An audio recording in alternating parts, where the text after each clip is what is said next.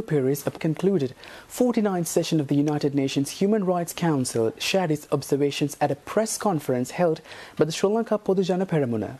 Foreign Minister Pires highlighted how the Sri Lankan message had been received by the international community and the aberration in UNHRC operations with regard to Sri Lanka. It is a matter of deep satisfaction to us that the Sri Lanka government's position was endorsed by 31 out of the 45 countries that participated in the interactive dialogue on Sri Lanka. That is a very considerable triumph. Is the High Commissioner and the Human Rights Council prepared to embark upon a similar inquisitorial procedure in respect of all the other countries of the United Nations system? If that were to happen, what would be the result? The predecessor of the Human Rights Council, the Human Rights Commission, collapsed because it attempted something of that kind and the international community decisively rejected that. So if the Human Rights Council were now to take it upon itself to go into the internal affairs of countries that are members of the United Nations system, where would it all end? And if they are not prepared to do it for other countries, why single out Sri Lanka? It is discriminatory. It is intrusive. The United Nations Charter, the other seminal instruments of the United Nations system set out very clearly that action must be based on the principles of objectivity, impartiality and non-selectivity. Wizz Air Abu Dhabi, the ultra-low-cost national airline of the UAE, has launched an exciting route from Abu Dhabi to Mattala, Sri Lanka. The new destination provides affordable, hassle-free travel for tourists and residents in both the UAE and Sri Lanka. The airline offers unique travel opportunities and a convenient flight schedule on Monday, Wednesday and Friday. Tickets are available on wizzair.com and the airline's mobile app, with fares starting as low as 179 Emirati dirhams. The airline introduced a new segment to travel by adding its first destination to South Asia, which will allow customers from across the border Wizz Air network to travel via Abu Dhabi to the exotic destination of Sri Lanka. Mattala, nestled in pristine natural beauty, enjoys a tropical climate with easy access to neighbouring wildlife. Ideally located with easy access to Sri Lanka's most famous tourist attractions, including stunning coastlines and abundant nature, adventurous travellers can sample the best of the famed attractions. CNN voted Sri Lanka one of the best destinations to visit in 2020, and Mattala is the gateway to the island's ancient, beautifully complex civilization with over 2,000 years of history. Strategically located within the UAE, the Wizz Air Abu Dhabi network also provides ultra-low fare, hassle-free and efficient travel options to Egypt, Jordan, Greece, Azerbaijan, Serbia, Georgia, Bahrain, Oman, Bosnia, Israel, Albania and Armenia, among others. The ease of pandemic restrictions and the removal of PCR test requirements has made travel simpler again, allowing for more spontaneous travel opportunities. The airline has a young fleet composed of 4 brand new state-of-the-art Airbus A321neo aircraft offering the lowest fuel burn, emissions and noise footprint. Wizz Air Abu Dhabi has the lowest environmental footprint among its competitors in the region, supporting the airline's long-term commitment to sustainability. For ultimate peace of mind during this uncertain time, passengers can book tickets with confidence thanks to Wizz Flex. With Wizz Flex, passengers can cancel their flight up to 3 hours before departure without any fee, and 100% of the fare will be immediately reimbursed in airline credit. Speaking at the Lone, State Minister of Aviation and Export Zones Development, D.V. Chanaka, expressed his wholehearted support for the commencement of scheduled flights by Wizz Air. The State Minister also added that the government hopes to provide low-cost travel options for Sri Lankan foreign workers as well as attract more tourists to the island. මේදී විශේෂත්වය වන්නේ එකක් විශේෂයෙන්ම මොවුන්ගේ ගුවන් ගමන් ගුවන් මාර්ග එහෙම නැත්නම් routes 1000කට විස්සයා ගුවන් ගමන් යනවා. ඒ වගේම උන්ගේ සමාගමේ ගුවන් යාන 149කට ආසන්න ප්‍රමාණයක් ගුවන් යානක් තියෙනවා. ඒ වගේම විශේෂයෙන්ම ලංකාවේ සංචාර කර්මාන්තයට විශේෂයෙන්ම යුරෝපය ඒ වගේම මැද පෙරදිගට තියෙන ඒ ගුවන් ගමන් වැඩි කර ගැනීමේ විශාල හැකියාවක් තියෙනවා. ඒ වගේම අනිත් පැත්තෙන් අපේ ලේබර් මාකට් එකට අපි ගත්තම ලංකාවට වැඩිම ඩොලර් එන්නේ අපේ ලංකාවේ ශ්‍රමිකයන් පිටරට ගිහිල්ලා ඒකෙනුත් වැඩිම ප්‍රතිශතය එන්නේ මැද පෙරදිගෙන් ඔවුන්ට ඉතාමත් අඩු මුදලකට ඔවුන්ගේ ගුවන් ගමන් සපුරාලන්න අවස්ථාව ලැබෙනවා. විශේෂයෙන්ම අපිට එක පැත්තකින් ජාත්‍යන්තරයේ වගේම අපේ එක බලාපොරොත්තුවක් තමයි බජට් ට්‍රැවලර්ස්ලා ලංකාවට ආකර්ෂණය කරගන්න. ඒ සඳහා මම හිතන්නේ විශාල ශක්තියක් වෙයි මේ ගුවන් ගමන ආරම්භ කිරීමත් එක්ක. විශේෂයෙන්ම යුරෝපයේ සිට ඒ වගේ මැද පෙරදිග සිට අපි අඩුවෙන්ම ඒ මාකට් කරපු ඒරියා වලිනුත් අපි බලාපොරොත්තු වෙනවා සංචාරක විශේෂයෙන්ම ඊශ්‍රායලය වැනි රටවලින් සංචාරකයන් ලංකාවට මේ තුලින් ආකර්ෂණය කරගන්න අපිට හැකියවි කියලා අපි විශ්වාස කරනවා. Stay tuned for more news after the short break.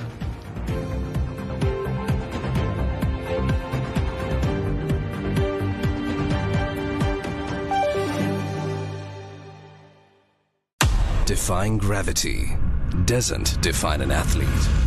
It's the connection, a rhythm of consistency, the heart rate that makes life a sport.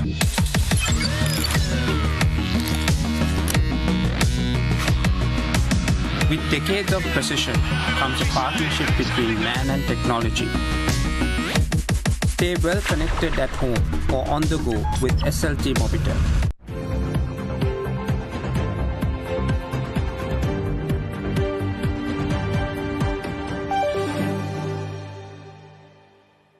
Welcome back after the break. Sri Lanka's first ever microplastic laboratory was declared open on Monday at the Southern Provincial Office of the Marine Environmental Protection Authority. The state-of-the-art laboratory, which was introduced by the State Minister of Coast Conservation and Low-lying Lands Development, provides the Marine Environment Protection Authority with the opportunity to study microplastic pollution in marine and coastal environment. The microplastic laboratory that we have inaugurated this morning is one of the major deliverables of the project and will be useful to understand the type of microplastics that are around Sri Lanka, and will be useful to analyze anything from sediment to water to biota, and obviously it will be useful also for microplastics like the one leaked by the Express Pearl. We also have other programs connected to this laboratory, in particular a series of training activities to create capacity so that local scientists can analyze these microplastics and create studies, create baseline, and also create possibly a long-term monitoring system to understand how microplastics are going to vary over time and over geographical regions.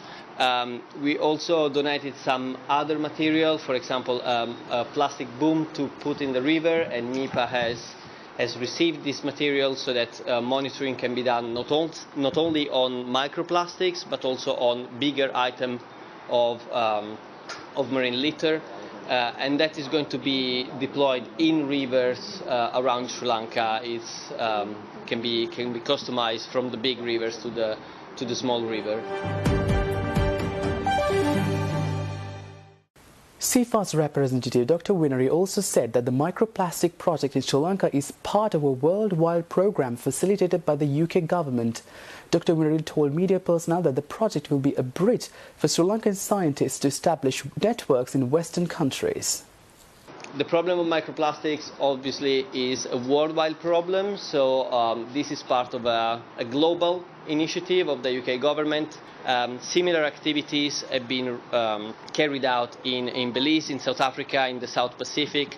So this lab is part of a global network, and we hope it will be helpful to connect and create a global network for Sri Lankan scientists in the future. The problem is quite difficult and complex. We know that there are a lot of microplastics coming from normal items of plastics that are degrading in the environment, but obviously the microplastics coming from the Express Pearl show us how different the problem can be, and those are microplastics that are already created as small items, and obviously once they are in the environment it's very difficult to clean them up and to remove them. So hopefully the study that we're going to create together with MIPA in this microplastic laboratory will be useful over the long term and we are very open to collaboration. And I would like to thank once again the Sri Lankan government for hosting us and to be so proactive and so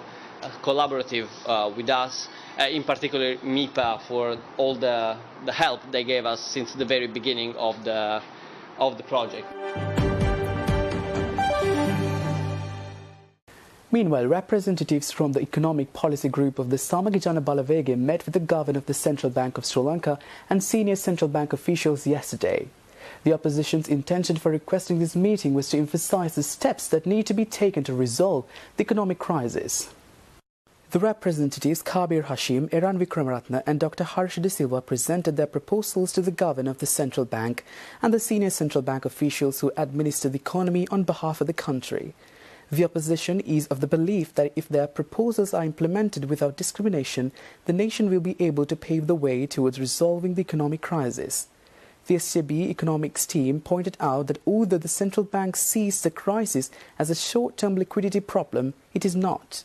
They emphasized that the economic crisis has dragged the country to the brink of bankruptcy and that attention should be paid to restructuring Sri Lanka's debt. The SJB Economic Policy Group strongly emphasizes the importance of restructuring debt by conducting an emergency credit sustainability analysis and planning. Additionally, Dr. Harsh De Silva also touched on the nation's food inflation, which has risen to 40%, and that immediate steps should be taken to bring it down as the people struggle to make ends meet. Prior to the Governor's announcement on the floating of the rupee, the SJB Centre for Economic Policy called a media briefing to discuss the financial decisions made by the Central Bank of Sri Lanka and the Cabinet of Ministers at the start of the week. Addressing the briefing, parliamentarian Harsh De Silva put forward two arguments for why he believes these measures are unsustainable. කාරණා දෙකක් කියලා මම මගේ සහෝදර මන්ත්‍රීවරුන්ට දෙන්නම්. එකක් තමයි මේක 230 නවතින්නේ නැහැ. 230 නවතින්නේ නැති හේතුව තමයි මෙය වෙළඳපොළ විසින් තීරණය කරපු අනුපාතයක් නෙමෙයි. මොකද මෙය මේ රජය විසින් ගන්නා ලද දේශපාලන තීරණයක්. මේකට අපි කියන්නේ devaluation, depreciation නෙමෙයි. එතකොට මේකේ වෙනසක් තියෙනවා. ඒ කියන්නේ මේක අපි කවුරු හරි කියනවා මෙන්න මේක තමයි ඩොලරේ ට දිය යුතු මිල. එහෙම කියලා ඊයේ රෑ රුපියල් 230ට මේක නියම කරා. අපි ඒ වෙලාවම කිව්වා මේක 230 තියෙන්නේ නැහැ කියලා. අනිත් එක තමයි 100ට එකක පොලිය වැඩි කිරීම හරහා ඔවුන් හිතනවා නම් මේ 230 හෝ 40 මන් දන්නේ කීයද කියලා අගය කළමනාකරණය කරගන්න ඒක කිසිසේත් සිද්ධ වෙන්නේ නැහැ. මොකද ආර්ථික විද්‍යානුකූලව මේ ස්ථායි කිරීමේ වැඩපිළිවෙලට 100ට එකක විතරක් පොලියක් වැඩි කරලා ඒ රුපියලේ අගය පවත්වගෙන යන්න ශක්තියක් ලබා දෙන්න බෑ. හැබැයි මේ වැඩේ කරේ බැසිල් රාජපක්ෂ ඇමතිවරයාට ඉන්දියාවට යන්න අපොයින්ට්මන්ට් එකක් ගන්න අවශ්‍ය කරපු නිසා. Stay tuned for stock updates after this short break.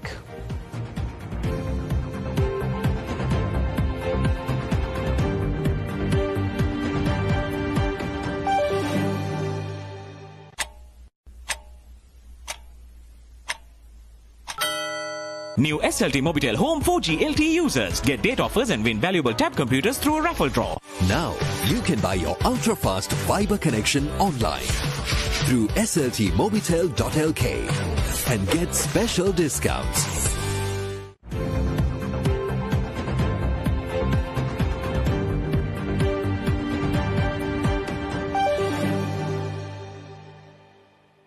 Welcome back to the program. Trading at Colombo Stock Exchange ended on positive notes today. The Osha Price Index gained 692.35 points to close at 10,856.07, and the S&P SL 20 gained 325.32 points to close at 3,763.57.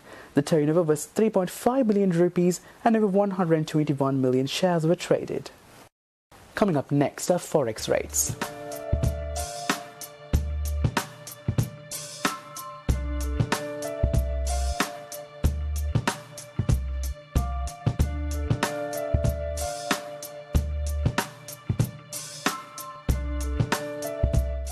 Well, that's all news we have for today. See you tomorrow with State of Business at the usual time. Thanks for watching. Bye-bye.